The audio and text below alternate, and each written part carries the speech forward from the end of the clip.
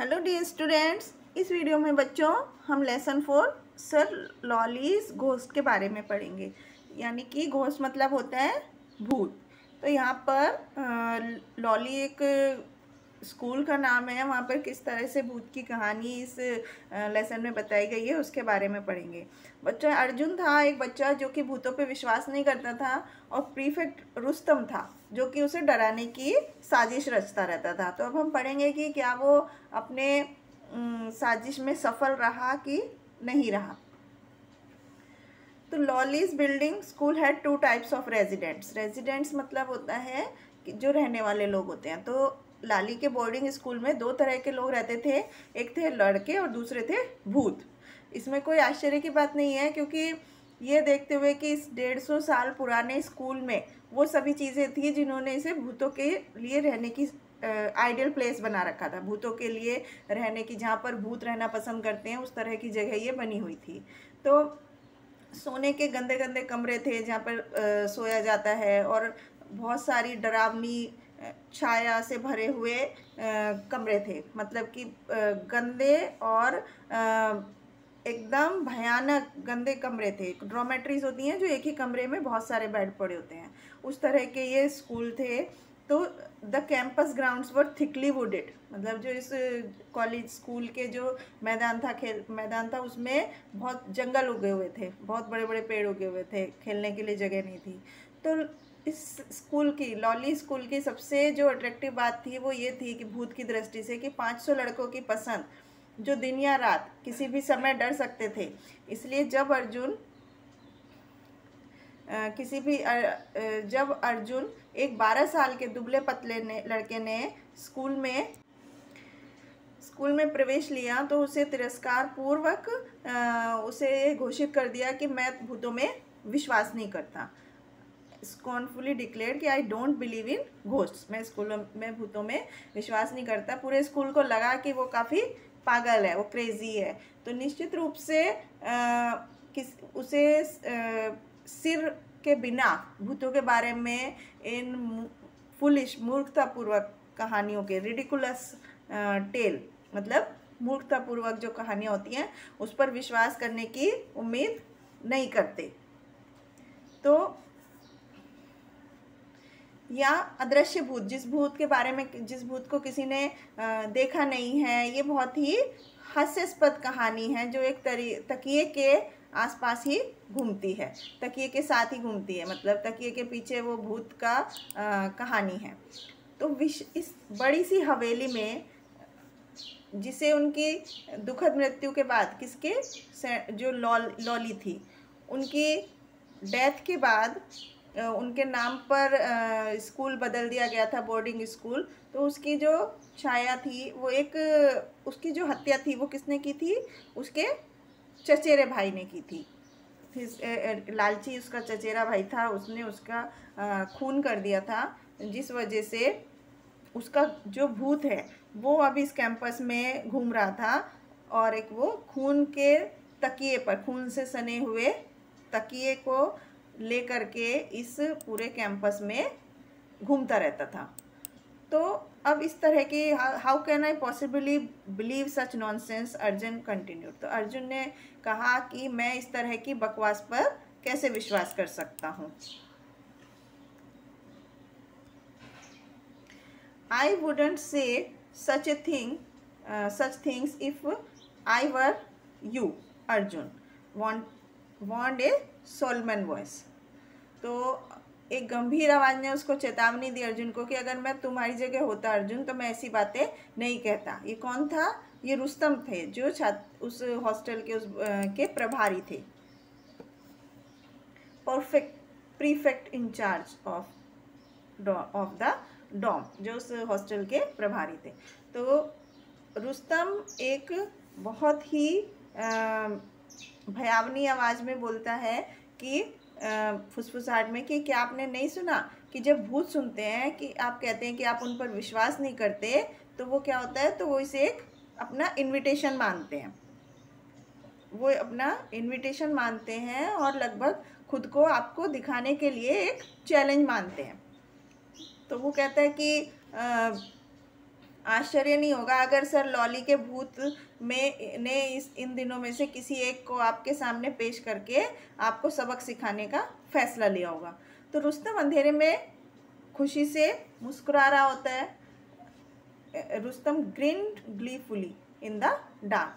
रुस्तम अंधेरे में खुशी से मुस्कुराया और वो पहले से ही अपनी प्लानिंग करने में बिजी था कि वो अर्जुन से मिलने के लिए सर लॉली के भूत की व्यवस्था किस तरह से करेगा, अरेंजमेंट किस तरह से करेगा। तो उसने अपने तकिए का इस्तेमाल करने का फैसला किया और एक लंबे समय तक संभाले हुए झाड़ू को पकड़ने में वो कामयाब रहा, जिस तरह से मकड़ी के जाले साफ किए जाते थे। कॉबवेब्स मतलब मकड़ी के जाले। In order to make the broom invisible in the dark, अंधेरे में झाड़ू दिखाई नहीं दे, इसके लिए उसने स्कूल की रसोई में लगी हुई आग से बांस के हैंडल को राख से ढक दिया। और जब आसपास कोई नहीं था तो उन्होंने प्रैक्टिस की कि कैसे तकिए, जो कि भूत माना जाता था, झाड़ू से जुड़ी होने के कारण उस हॉस्टल में तैरता हुआ दिखाई दिया। तो उसने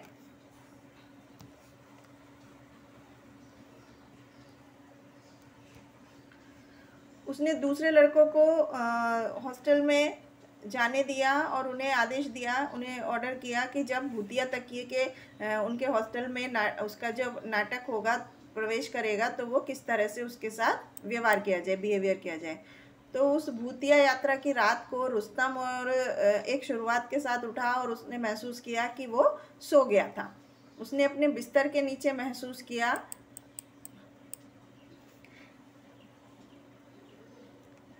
अपने बिस्तर के नीचे ये महसूस किया और उसने जो तकिया तैयार किया था वो वहीं पर था और अभी भी अंधेरा छाया हुआ था। और वो बिस्तर से निकलने वाला था कि एक जानी पहचानी झंझरी की आवाज़ ने उसे चेतावनी दी कि हॉस्टल का दरवाज़ा खोला जा रहा है। वो क्या था, वो क्या उसका was it the house master? क्या ये उसका हाउस मास्टर था? हाउस मास्टर मतलब उसके घर का जो मालिक था वो था। whom did the soft footsteps belong to? कि ये जो कदमों की आवाज़ आ रही है वो किसके कदमों की आवाज़ आ रही है। तो जब उन्हें कदमों का कारण पता चला तो डर की जो चुभन थी वो उसकी रीढ़ की हड्डी से नीचे उतर गई और वो अपने सोने के कमरे में धीरे धीरे आगे बढ़ना एक खून से सना हुआ तकिया था। इसे पकड़े हुए भूतिया सफ़ेद हाथों की एक डरावनी सी जोड़ी थी जो इस बात से और अटीक भयानक थी कि किसी भी शेप की, किसी भी तरह की वो हो सकती थी।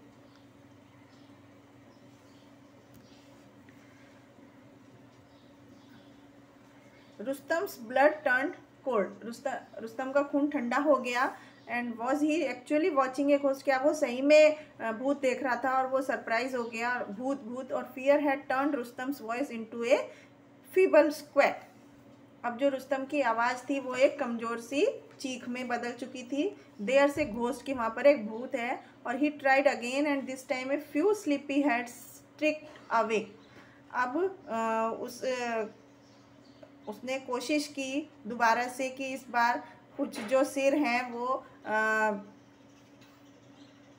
नींद आ जाए, नींद जग जाए। तो खून से लथपथ तकिए को देखकर, सीइंग द ब्लडी पिलो, इस खून से लथपथ जो तकिया था उसको देखकर boys assumed Rustam's plan was working, कि लड़कों ने सोचा कि उसका जो योजना थी वो काम कर रही है और उनमें से कुछ खिलखिला भी पड़े, इतना भ्रम था। Some of them even giggle, मतलब उन्होंने कुछ मजाक सा भी बनाया कि there was so much confusion, कि इतना ज़्यादा कन्फ्यूजन है। Now one notice that Rustam was sitting rigid and horror struck in his bed, कि रुस्तम अपने बिस्तर पर कठोर और एकदम डरे हुए बैठे हुए थे। Instead of being outside the dormitory, मतलब छात्रावास के बाहर होने के बजाय लंबी झाड़ू के साथ वो तकिए को चला रहे थे। The screams continued for a long time. जो उनकी चीख पुकार थी तकिए के डॉर्मेट्री से हटने के बाद भी काफ़ी देर तक उनकी जो चीख पुकार थी वो मची रही एंड उनकी जो आंखें थी वो एकदम तश्तरी के आकार की डरावनी सी हो गई, प्लेट के जैसी डरावनी सी हो गई। That was then the boys finally turned their attention to Arjun. ये वो समय था फिर लोगों ने अपना ध्यान जो है वो अर्जुन की तरफ लगाया। His eyes and turned saucer shaped and with horror, उसकी आंखें एकदम तश्तरी की तरह डर गई थी। Rustam they felt his acting was simple superb। Rustam ने सोचा कि उसकी जो एक्टिंग थी वो एकदम बहुत अच्छी थी। तो he actually had goosebumps on his arms and his teeth didn't stop chattering till the next morning।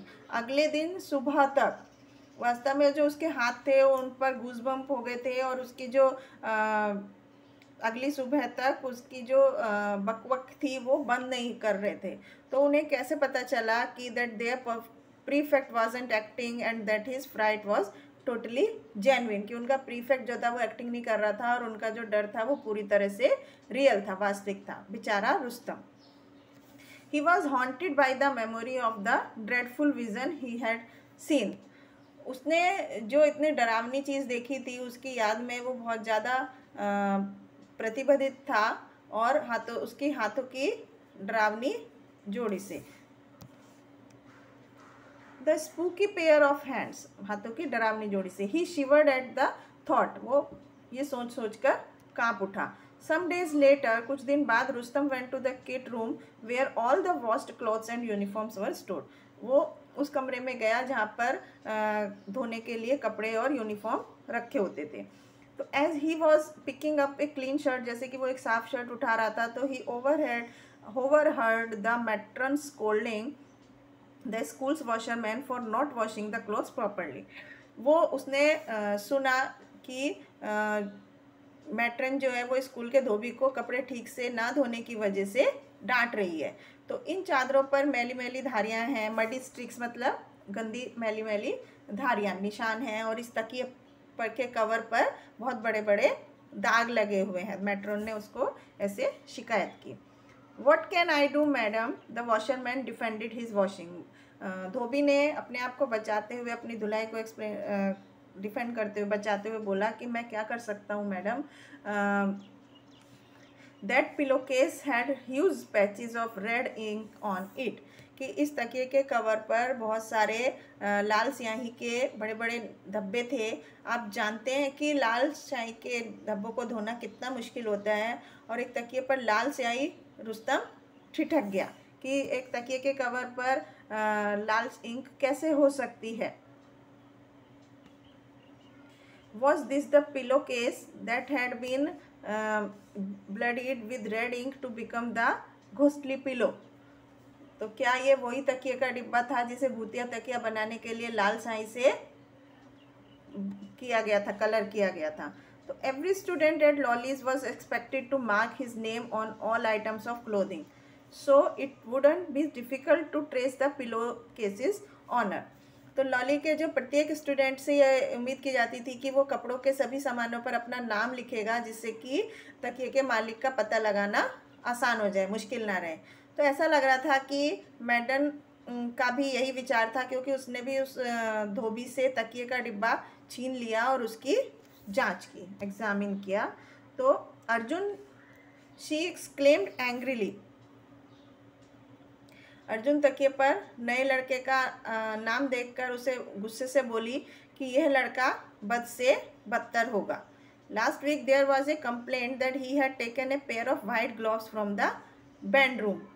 कि पिछले हफ्ते शिकायत आई थी कि उसने बड़े से कमरे में एक जोड़ी सफ़ेद दस्ताने ले लिए हैं और उन्हें मूर्ति कला के कमरे से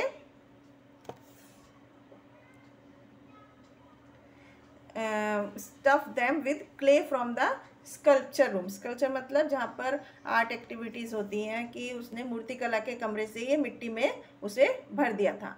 तो दस्ताने में मिट्टी सूख चुकी थी ताकि ये सफ़ेद हाथों की एक जोड़ी की तरह से दिखे, और अचानक से उसने ये नोटिस किया कि प्रीफेक्ट स्टैंडिंग देयर, की प्रीफेक्ट जो है वो वहाँ खड़े हुए थे और बिल्कुल एब्सोल्युटली स्टिल, एकदम शांत थे।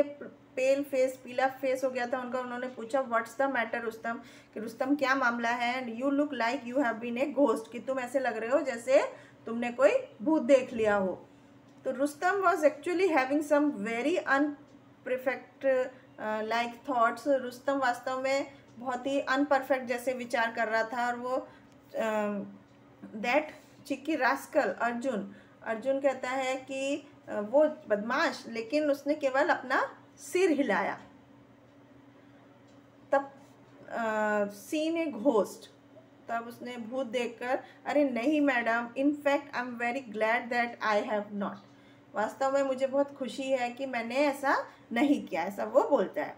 तो इस तरह से बच्चों इस कहानी को राइटर आशा नेहमित ने लिखा है। तो बच्चों इसमें पढ़ा आपने किस तरह से इस कॉलेज में, स्कूल में सर लॉलीज के भूत की कहानी इसमें बताई गई है। आई होप आपको समझ में आई होगी।